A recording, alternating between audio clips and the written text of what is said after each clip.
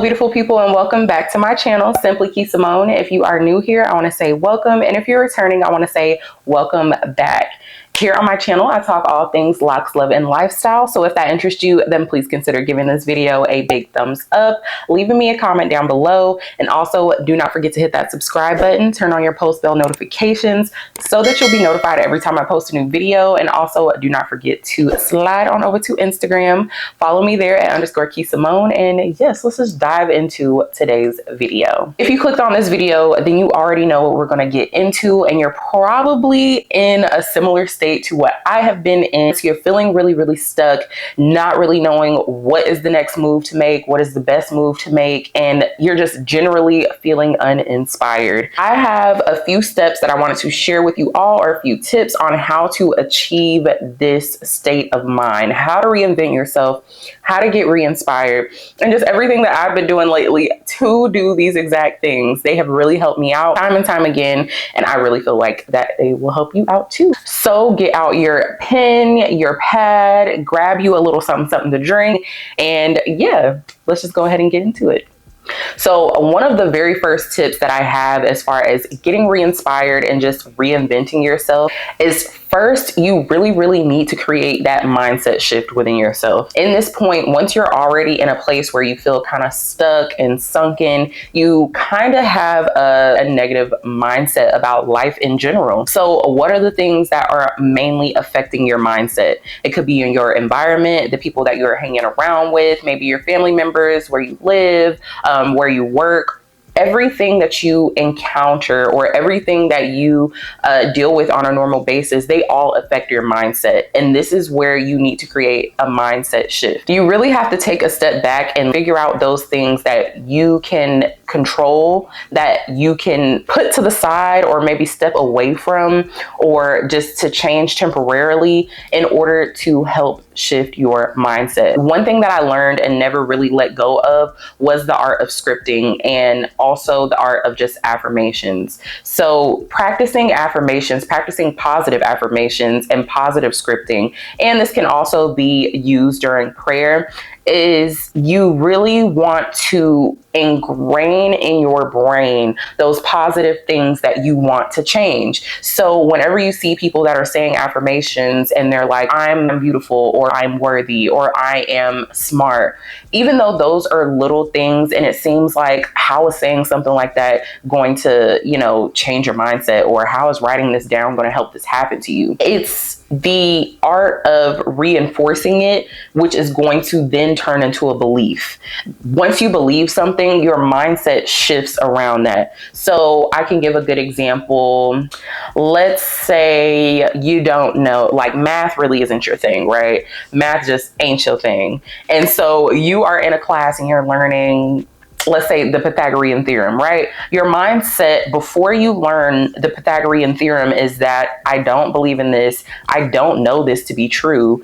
Therefore, that's not something that is for me. So then on the other hand, you're finally in the class, you have the teacher in front of you, and they give you notes. They give you lessons every week. You're writing down notes. You're practicing doing those math problems. So as you practice doing those problems, you're writing them down. You're saying different things every day or, every week to help you remember certain formulas and whatnot. And that helps to slowly shift your mindset on how you feel about that certain type of math, how you feel about the Pythagorean theorem. Once you have went to class for a couple of months, you've been, writing down all these formulas, you've been practicing doing all of these, and you finally get that exam, what do? You do well, you do better than what you thought. And why? It's because your mindset shifted. Little did you know, you were affirming every single day that I do know how to do this math by practicing, by writing it down, by speaking it verbally with maybe a study partner or your teacher. You slowly and unknowingly shifted your mindset on something that you didn't know was possible for you, something that you didn't believe in, and something that you just really didn't think was for you. This is one of the most beautiful things about manifesting. I really think that a lot of people in the world, they've made this word manifestation like really sexy and like, kind of taking it away from what it is truly, which is you have a thought and you put action behind it and you make it so. not just a magic trick. I wrote it down and I'm going to think on it so hard that I'm going to make it happen. No, there's actions that you put behind it. You affirmed it every day. You spoke it every day. And then after a while, you started to believe it. And after you start to believe something, you start moving as if that thing is already tangible in your life. When you move as though something is already tangible in your life, you start to reap the benefits and see the fruits of that labor. I would say those main things are scripting, make sure you're saying your affirmations, and just put yourself in an environment, or as much as you can, put yourself in an environment that is going to help change your mindset. The second tip that I have is to picture your ideal life. What does your ideal life look like? If you're feeling stuck right now and you don't necessarily like where you are, where is it that you want to be? There's one thing that is kind of like a pet peeve of mine. I'm not even going to say kind of. It's most definitely a pet peeve of mine, is someone who complains about something over and over and over and over again. And not to say that I'm perfect and I haven't complained about anything ever, but it's the fact of, don't complain about something that you're not willing to actively change. So if you're complaining about where you live, if you're complaining about where you work, if you complain about your relationship, if you complain about your friendships, if you complain about just anything in your life, but you're not actively taking steps to change it, it's madness. You're literally always going to be in that same spot, and you're going to be reinforcing those negative things in your life just by complaining about them. So what I want you to do is take a sheet of paper, or you can even write these notes down in your phone, is to write down very specifically what your ideal life looks like. Write down exactly what it is that I want, exactly what it is that I see for myself, and then be able to make a plan. Write down ideally how you see yourself, what it is that you want to do, what it is that you want to be, what it is that you want to transform from, what it is that you feel like is going to get you out of this stuck and sunken mindset. Once you write down all these things, whatever it is that's going to make you happy, or whatever it is that is your ideal life, you are going to then analyze how many of these things that you have written down is currently in your life right now, in the present, like it's tangible or something that you can see. How much of that is in your current daily routine, currently in your life, something that you're encountering? And if there is literally nothing on that list, then that's where you know where you need to make changes in your life. You literally have everything written down now, right? So we can't say that, oh, I don't know where to start.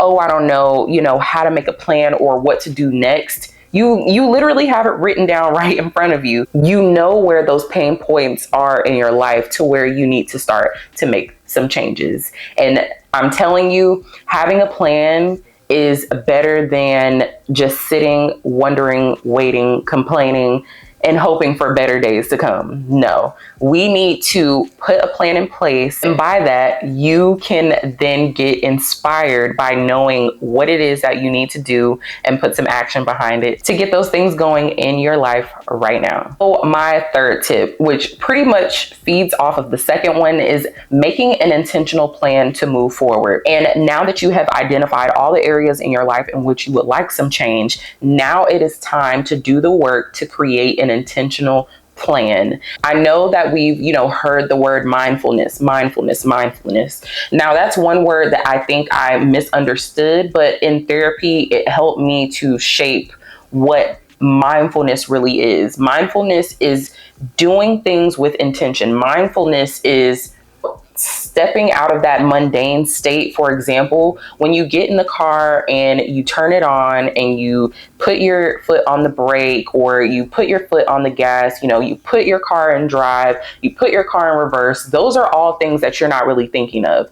You're not being mindful in that moment because it's something that is of muscle memory for you. making sure that you're not just going throughout life on autopilot, like when you step into your car, turn on the car, you press the gas, you press the brake, all of those things. You didn't have to think to do that. Just like you don't have to think to get out of bed every day, go to the same job that I hate, go stop at the fast food restaurant and eat the food that makes me feel like crap, like going home and turning on Netflix after work and sitting there like a couch potato until I have to go to bed and do it all again. Those things, I didn't really have to think much to do that because that is my natural everyday routine.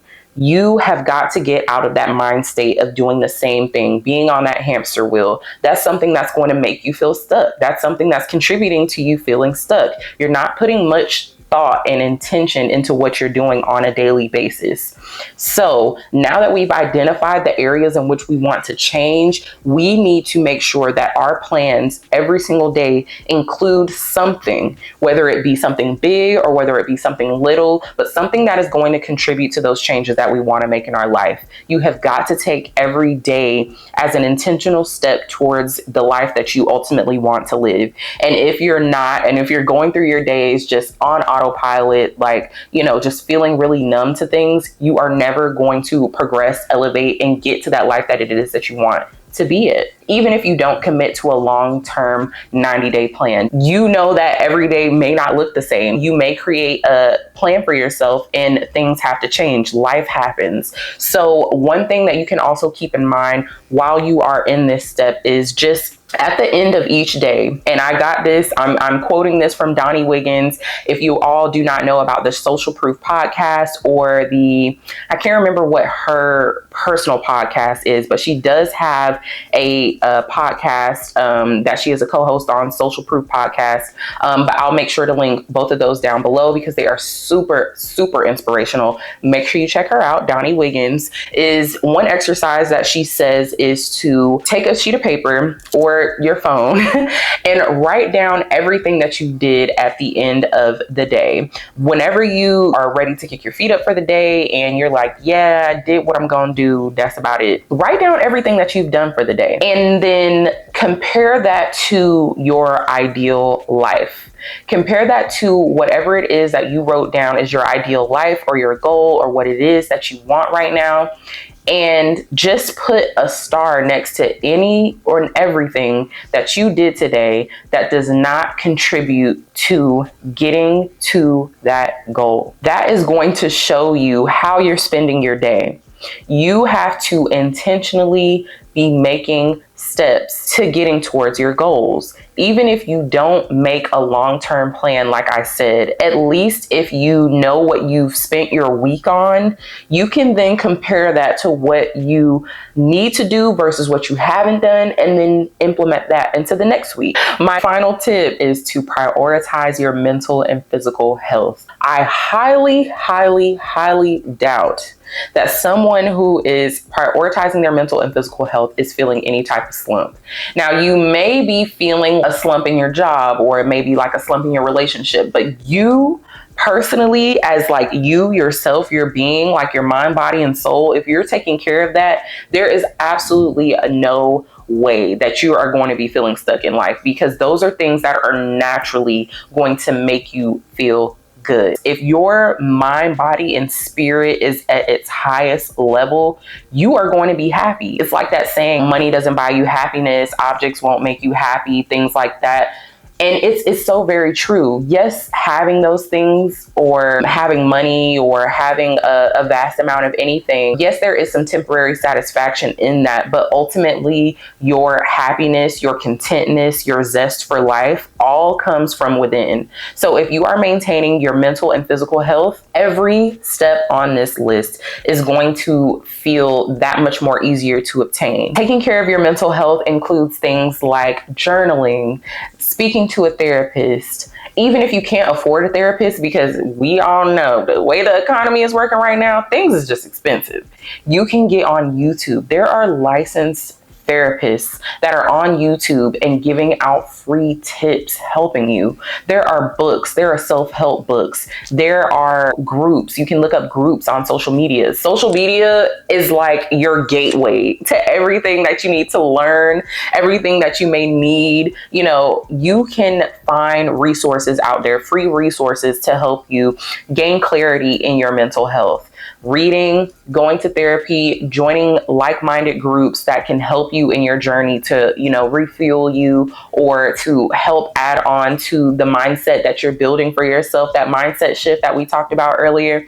There are so many people out here that can relate to you. They may not be in your current circle, but you're going to have to take that step back and find what it is that's going to fuel your passion and your purpose right now. It's not going to look like anything that you did before. It's not going to look like anything that you're doing now, but that's a part of that mindset shift, and reinventing yourself and getting unstuck is to change what you're feeding yourself, change the things that you're following on social media. If you're following the shade room and the only thing you see up and down your timeline is drama, you know, scary things that are happening in the world, that is only going to reinforce that stuck down feeling that you have within yourself. Not saying that those things aren't important to have or just like purely for entertainment, but that's not something that I'm focused on. That's not what I'm going in my phone and actively seeking out. I'm seeking out things that make me feel good. Things that make me feel good mentally, things that make me feel good spiritually. I also want to make sure that at least 80 to 85% of my timeline, or what I'm interacting with, who I'm interacting with, feeds my soul. And if you feel like the things that are surrounding you right now are not feeding your soul, you may need to take a step back from them, because your mental state, whenever you are doing these things and reinventing yourself, is so very important. If you don't have a strong sense of mind, or if you don't have that strong sense of I can do this, or if you don't have that strong sense of I feel mentally sound, it is going to be very, very, very much so hard to get to the end goal that you want to be at. And as for someone who has dealt with anxiety and depression throughout their life, I can be the first to tell you, if you are feeling sad, don't go watch a sad movie. If you are feeling angry, don't hop on Shade Room and see all the drama that's going on. Like if you're feeling messy and stuck and all those things, don't engage with things that is going to reinforce those thoughts and those feelings into your life. Now, as it comes for physical health, eating better, going to the gym, you don't even have to go to the gym. Again, social media, let social media be your guide. If you are currently using social media to escape from your normal life and just to like give you something to do or just to entertain you, you can also use social media to learn. There are trainers online. They create workout plans literally for you virtually that you can do even from home. Even if you can't go to the gym, if you don't have a gym membership, or even at home, if you don't have any weights or anything like that, there is literally a program for you, or someone out there for you that can help you start where you're at. So there is literally no excuse to make sure that you are maintaining your mental and your physical health. Eating better, getting active, going for a walk, meditating, doing breath work, all of those things can help your physical health.